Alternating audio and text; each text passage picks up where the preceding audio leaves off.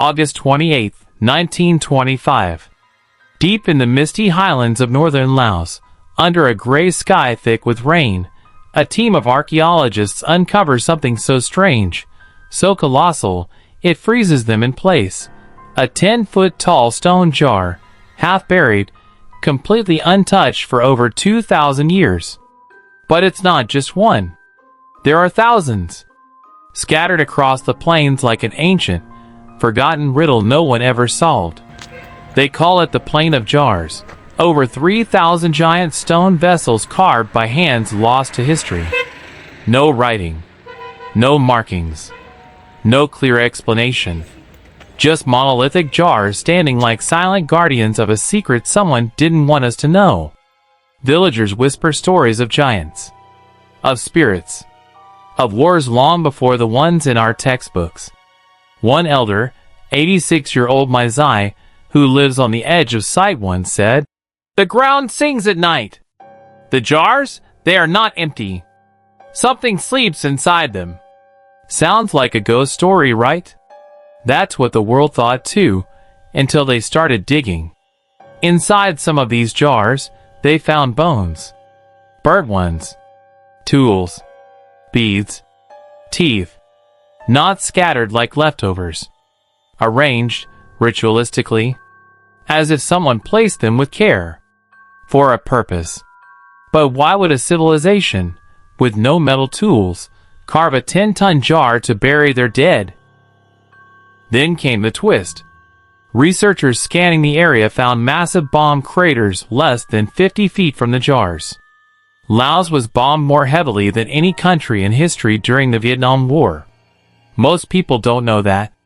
And yet, somehow, these ancient jars survived direct hits. Why? Pure luck?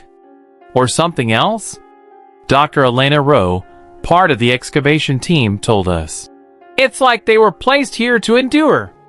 Like they're waiting for something or someone to return. Now, the world wants answers. Who made them? Why did they disappear? And most chilling of all, what did they believe they were leaving behind? Some say the jars were used to ferment rice wine for giants. Others claim they were cosmic markers tied to the stars. But what if the truth is darker, buried in the very soil we're afraid to dig too deep into? This isn't just ancient history. It's an open case. A puzzle carved in stone. And every jar we open pulls us closer to a truth we might not be ready to face. If you're as captivated by this mystery as we are, don't scroll past. Hit that like button, drop your wildest theory in the comments, and subscribe to join us on this journey into one of the most chilling unsolved stories on Earth. Because trust us, this is only the beginning. Thousands of giant stone jars, some weighing more than 10 tons, are scattered across the remote mountains and valleys of northern Laos, silently watching the world from a time no one remembers. They stand like ancient sentinels across a mysterious landscape, forming what is now known as the Plain of Jars. But the most unnerving part? No one knows who made them. No one knows why they're there. Imagine stumbling upon one of these jars for the first time. Towering over you, weathered by centuries, its surface rough and cool to the touch. There are no carvings, no writings, no names. Just cold, empty stone. And then you see another one. And another. Soon, you're standing in a field with hundreds, some tipped over, others half buried, as if they grew out of the earth itself. They're not randomly placed. They feel deliberate. And yet, not a single record in history tells us who these ancient stonemasons were, or what they wanted. Locals have lived among the jars for generations. To them, the jars aren't just relics. They're part of the land, woven into the myths and the fears they grow up with. Some say giants used them to store rice wine for celebrations. Others whisper that they were tombs, made to hold the remains of warriors and kings. But the truth is, even the people who live closest to the jars don't really know. That's where the unease creeps in, because we humans like to have answers. We like to explain things, especially when they're as massive and eerie as this. But these jars? They offer only silence. What makes this mystery even deeper is the scale. We're not talking about a dozen or so monuments. There are over 3,000 jars spread across more than 90 sites, some clustered in open fields, others hidden in dense forests or balanced on hilltops. How did they get there? Some of them weigh as much as a small car. There's no evidence of wheels, no iron tools from that era, and no signs of animals or pulleys used to move them. For a civilization thought to be operating in the Iron Age, this kind of engineering is unexplainable. The more you look at them, the more the questions mount. Why no carvings, no symbols, no markers of a tribe or kingdom? It's like the creators didn't want to be remembered. Or worse, like someone erased them. You're left standing there with the unsettling feeling that you've walked into the middle of a story that's already forgotten its beginning and may never reveal its end. They're just jars. Silent, immovable, impossible. And they've been waiting, maybe for us, maybe for something else. And yet, no one knows who made them. Scattered across the ancient fields of the Plain of Jars, massive stone vessels sit half buried in grass and time, but not all of them are alone. Some rest eerily inside massive craters, their towering forms surrounded by broken earth, their silence deepened by a different kind of history. These craters aren't natural. They weren't formed by erosion or by the shifting of the land. They were carved into the earth by bombs, millions of them, dropped during one of the darkest and most forgotten chapters of the 20th century. Laos, a country that never officially entered the Vietnam War, became the most bombed country per capita in human history. Between 1964 and 1973, more than 2 million tons of explosives were dropped by U.S. forces across its lush landscape. Villages vanished. Mountains crumbled. And yet, somehow, the jars remained. In areas where entire forests were leveled, 10-ton stone jars sat untouched, still upright, still watching. That's the part that chills even the most rational minds. How did they survive when the ground around them was shattered and scarred? Archaeologists have found bomb craters mere feet away from the jars, gaping holes in the earth large enough to swallow trucks. Yet the jars remain almost smugly still, some with only scratches, some with none at all.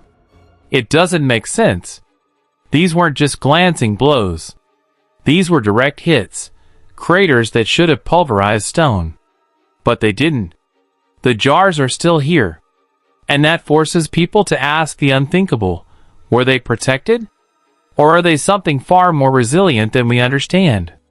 Locals who lived through the war speak of these jars with a kind of reverence and fear. Some believe the jars cannot be destroyed, that they're not just objects, but beings, or vessels holding something the land itself refuses to let go. Others say those who tried to move them during the bombings suffered mysterious fates, sickness, disappearances, voices in the night. Whether it's folklore or something deeper, the respect for the jars runs bone deep in the communities around them. And now, decades later, even with advanced machinery and technology, many of the jars remain untouched, not out of respect, but fear. Much of the Plain of Jars is still riddled with unexploded ordnance. Archaeologists, despite their best intentions, are often forced to stop digging. The ground itself is dangerous. Every step could be the last. And still, there they are, the jars, waiting, unmoved, surrounded by death and history. It's a haunting contrast. Ancient relics of a lost civilization, side by side, with scars from one of the most brutal modern conflicts. And through it all, the jars survive, unyielding, as if they knew what was coming.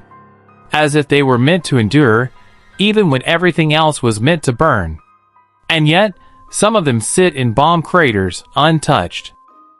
There's something deeply unsettling about staring into the mouth of a 2,000-year-old stone jar and realizing it gives you nothing in return. No inscription. No design. No markings. Just the hollow weight of silence. These aren't decorative vases or carefully labeled burial urns. They are colossal, crude, and unerringly empty, void of identity, stripped of answers. And that, more than anything, is what makes them so haunting. We're a species obsessed with storytelling. We etch names into gravestones, carve kings into mountains, paint stories on temple walls. We want to be remembered. We want the things we build to say, "We were here!" But the Plain of Jars defies that instinct. There are over 3,000 of these monolithic containers scattered across the Laotian countryside, yet not a single one bears the trace of a language, a symbol, a name. There's no known text, no creator's mark, not even a decorative flourish. They are completely mute, and that silence feels deliberate.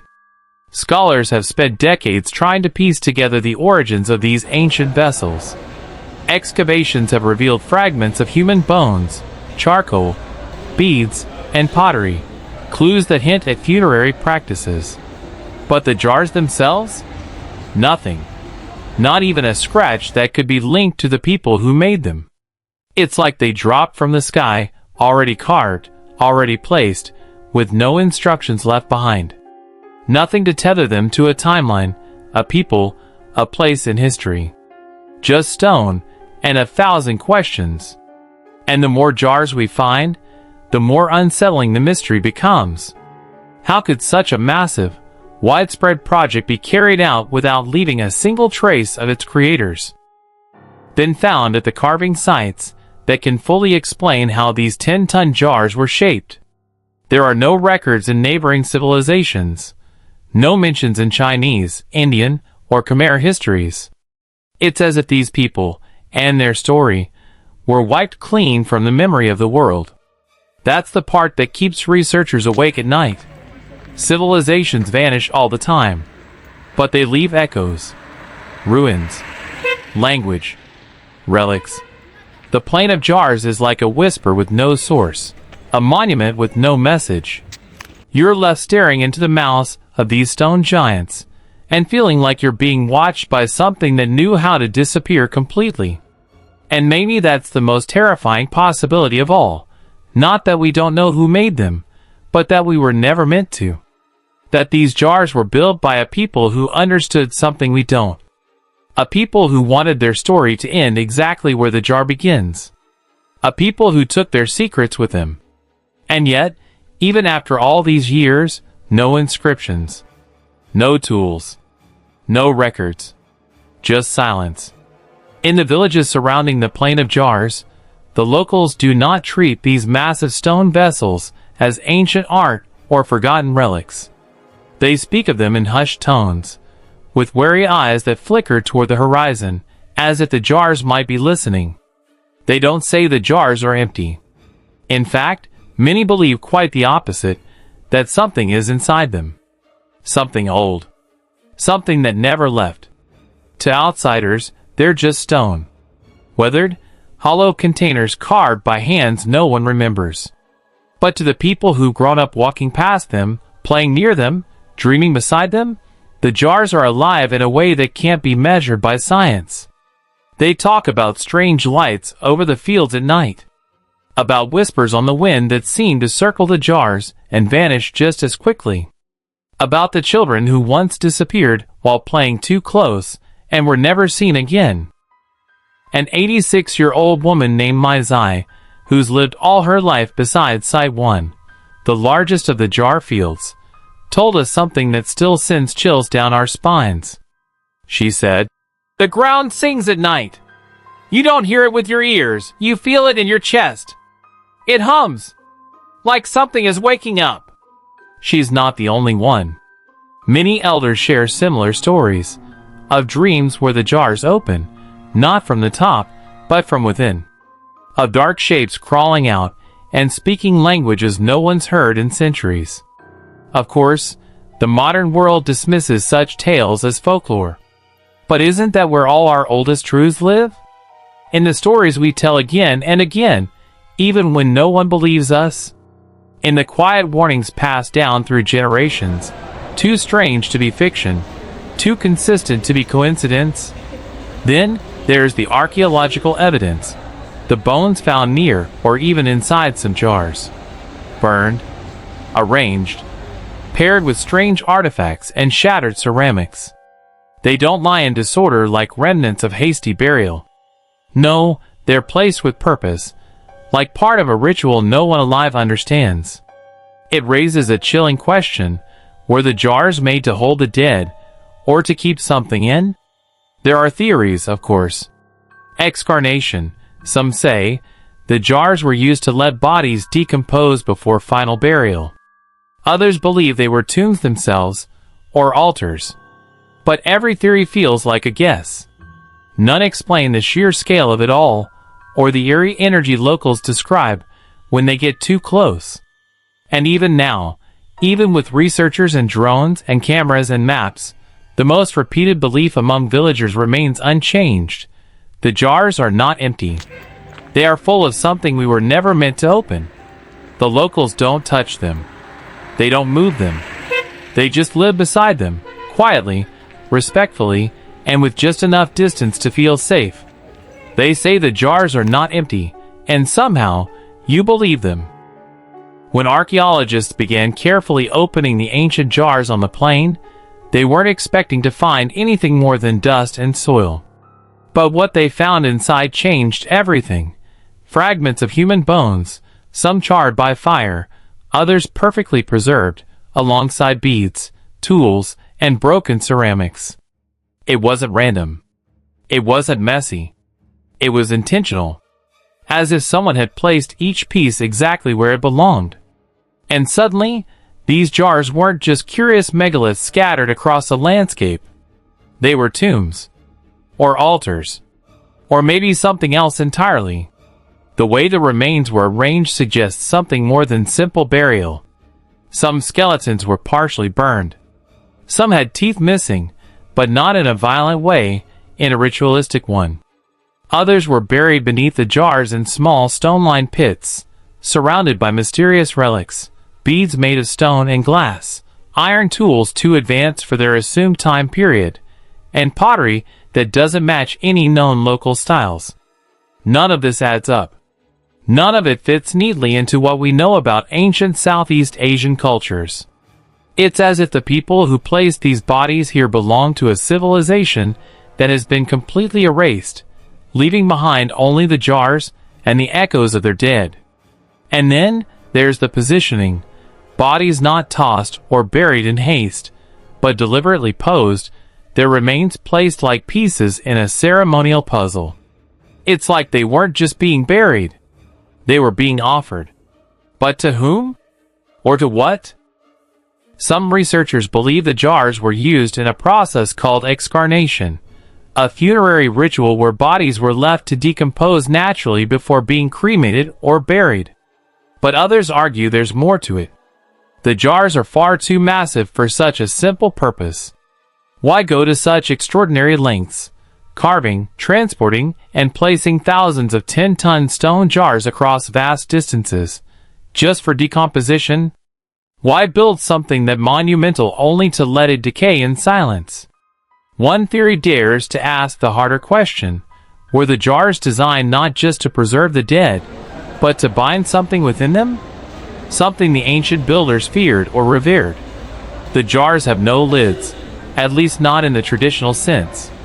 Some had stone discs nearby, but they don't seal the jars tightly. Instead, the jars remain open-mouthed, staring upward, as though they were made to release, or perhaps to watch. It's a detail that never quite sits right with those who visit the sites. There's something about the openness that feels vulnerable or dangerous. When you look into a jar, you don't just see stone. You see a ritual, a decision, a mystery that stares back. You feel the weight of thousands of years pressing down on your chest, and the unshakable sensation that you're standing in a place where life and death once held hands, and maybe still do. And somehow, the bones inside feel less like remains, and more like a message. They tower in silence across the windswept hills, these ancient jars, some taller than a man, others half sunken into the earth like forgotten monoliths. There are thousands of them, and each weighs more than most vehicles. Yet they were carved, shaped, transported, and placed across the rugged Laotian landscape over 2,000 years ago. The twist? No one can explain how. These jars existed long before machinery, before metal tools were common in the region, and in places where even modern roads struggle to reach. Their sheer presence defies logic. Archaeologists believe the jars date back to somewhere between 500 BCE and 500 CE. That places them squarely in the Iron Age. But even in the most advanced Iron Age cultures, shaping stone at this scale was a task reserved for empires with tools, slaves, and centuries of engineering knowledge. In Laos, there are no records of such a civilization. No ruins of great cities, no evidence of massive labor forces, no signs of an empire with the capability, or need, to move tens of thousands of tons of stone across mountains and valleys. And yet they did.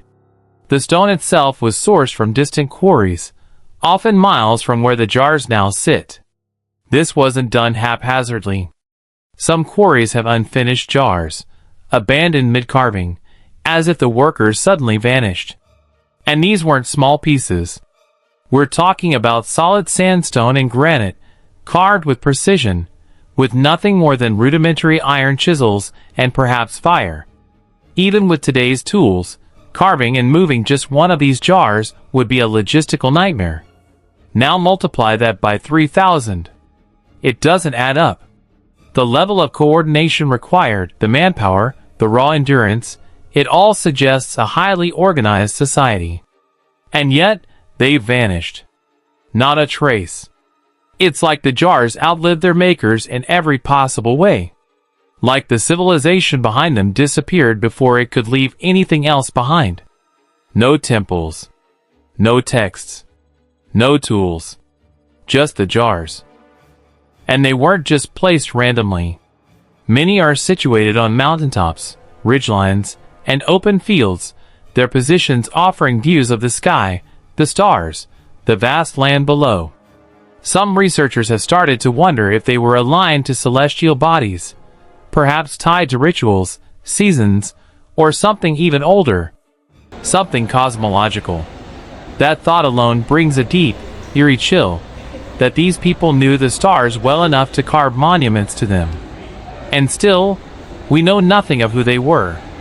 It's as if the jars were built not just to honor the dead or mark the land, but to defy time itself.